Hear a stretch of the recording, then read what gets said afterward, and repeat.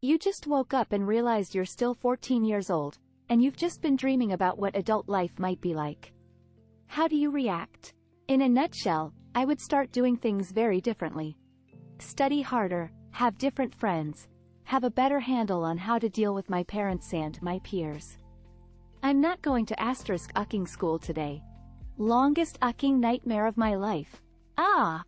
Break down and cry. Cry and go absolutely insane for the loss of my imaginary children. Panic, take a deep breath, get my hit together and study my *RSC off, ask my crush out. That'd do for a start. Rejoice that I no longer have to pay bills and do adult hit.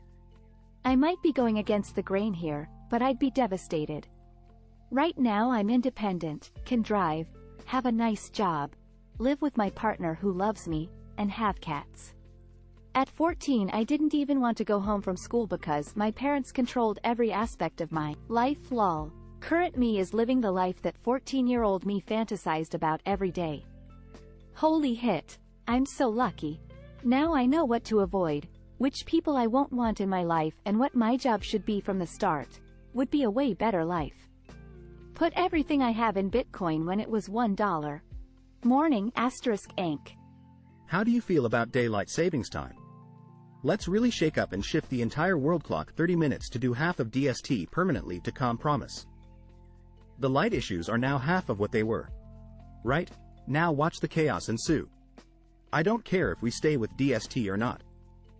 I just want to stop the time changes. I hate the time change.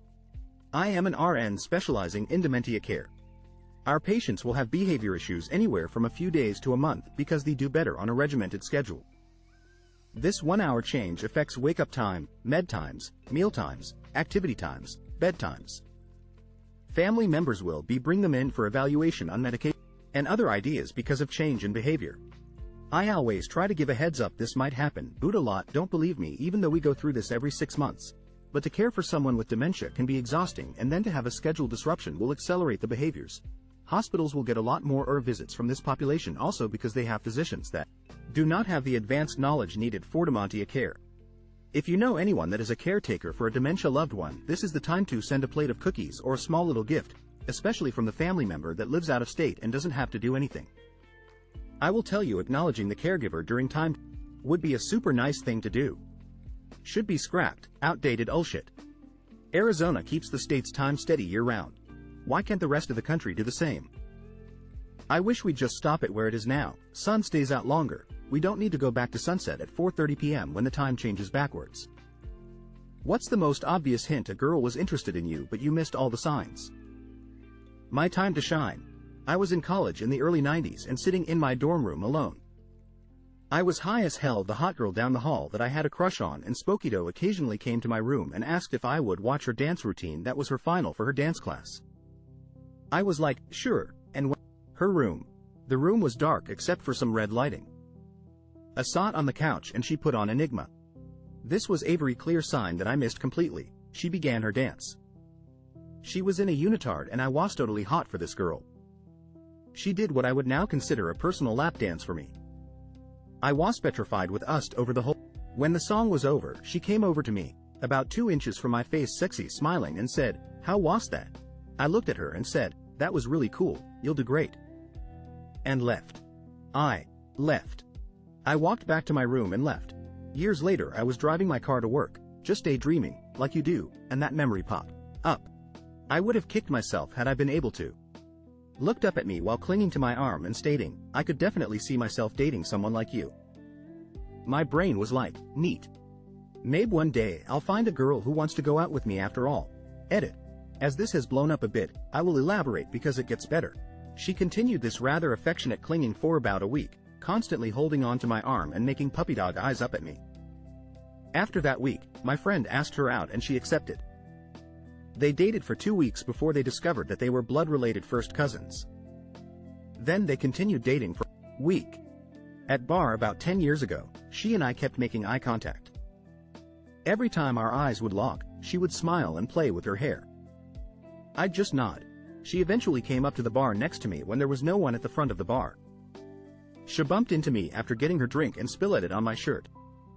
She immediately grabbed napkin, kept apologizing profusely and using the napkins tawdry my shirt. I kept telling her it was fine. She offered me her number and kept saying she owed me a shirt and to contact her tomorrow and we will go get one and maybe some lunch. I refused but took her number to be polite. Never entered the number in on my phone. About 6 months went by. I found the napkin with her number in my jacket pocket from that night. I ended up texting her. Now we are married, and I've never gotten that shirt replaced to this day. Edit. Holy cow guys. I did not expect this to blow up like it had. Thank you all for my first ever award. As for being dense, we laugh about it and she still gives me rap about it to this day. The shirt, I've gotten plenty of others in the years we have been together. Just not the one that got ruined that night. Either way, started out as a failure to launch but ended up launching anyways, just not when the button was pushed. We had been hanging out for a bit and she was talking about how nice her its were. She then follows it with, maybe I should just show them to you. Oh no, you don't need to do that. Luckily she really liked me and kept the press on for a few more weeks, haha. We got married. Years later. Not quite on the same prompt as the post, but the most obvious to me. Years ago. Just chatting with a coworker day to day. Just everyday conversation. Then one day, after another normal chit-chat passing time casual conversation, she heads out, turns around, grabs a pen and she writes her number on my arm and says, "Dude, call me," and walked away seemingly frustrated. I just kinda stood there with eyebrows raised, my brain turning gears and it clicked. Ooh. Back in '84, I was working at this cool department store and this was this shy girl I'd chatted up with. I talked to anyone, so it was no big deal on my end. I was also a movie nut, so I'd say, "Hey, have you seen this or that?" And she'd give me an exasperated look and say, "No. No, I haven't, I need someone to go with." I'd be like, "Ah, well, good one. We've married for 33 years. This was when I just started high school and she was one of the first truly beautiful girls I had in my life and didn't really know the standard. She added me on Snapchat. The conversation slowly became more and more flirty. I didn't take the bait and just assumed attractive girls are flirty. Soften, she started sending more revealing pics over Snap so that I'd get the point.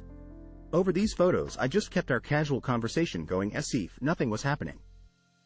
This escalated until she sent me a topless photo with one hand barely covering her nipples as she sucked on a popsicle. I decided that attractive girls probably just send attractive photos and I kept the casual conversation going because I didn't want to presume. She gave up after that. My now wife gives me hit about this all the time, so it's safe to share here. Back when we were dating, it was a cold winter's night and she texted that she was cold and if there was anything I could do to warm her up. I offered to plastic seal her windows. Yeah, I totally missed that pitch. Girl brought me upstairs, took off her clothes, and her friend was already in bed in her underwear too. I was on a ton of fake acid and asked where the weed was at and then walked out. As I played the organ, she would turn pages for me and brush her body against my back while moving from right to left behind the organ bench to grab the next page. I thought she was rubbing me due to tight quarters between my organ and the choir loft railing. I was just divorced and getting used to dating again. My game was very off as I hadn't dated in over a decade. After like my second or third after the divorce, she texted me. I just played with myself the whole drive home thinking of you. My response: sounds like fun. We did not go on another date. I have many of these, got what I did not realize was a booty call. Friend of a friend type deal. We'd only ever hung out at events where our peer groups happened to meet up, honestly didn't ever know she had my number. She calls me late one night, says she's got a paper due the next morning and her laptop just died. Wanted to know if I could over and help. I'm thinking poor girl must have gone trough everyone else before calling me and head over. I get there and she's in boy shorts and a wife beat. I'm thinking this must be what she lounges in. Sit down at the laptop and promptly discover a virus. She was not expecting this. Take me a good hour to fix everything. I thanked her fourth opportunity. It was a new virus, so it was interesting. I was also embarrassed it took me so long and bounced. The girl who turned on Rape Me by Nirvana while I was driving laid back her passenger seat, stared at me and sang every word while touching my leg, and my response was, "Oh, you like Nirvana too? I'm surprised you know all the words to this." A girl literally said, "Why won't you come have X with me?" And I said, "I'm playing San Andreas." San Andreas was a very engrossing game when it was released. What was a big or popular saying when you were a teen? That's so gay. My 46-year-old son calls me home slice. I haven't heard a YOLO in about 12 years. Cool beans. Psych. I know you are, but what am I? That's so random. All that and a bag of chips. Booyah! Marilyn Manson cut out one of his ribs so he could suck his own ick. Suck it. Gestures an X over crotch. Greater than come at me bro. Something being, the bomb. Bonus cringe points for the use of, itsthebomb.com. Was up edit. Glad everybody's have fun with this pool ppp zany face tongue out yuck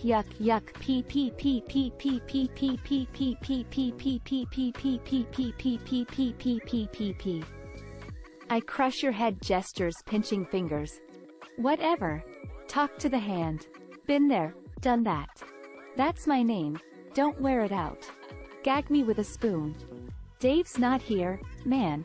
Yeah, I'm fucking old. I still respond, your mom, to 10% of questions. Psych. Your mom is calling you home. Psych. Alrighty then. Everything was gay. That's fat. That's what she said. You're not always going to have a calculator on you.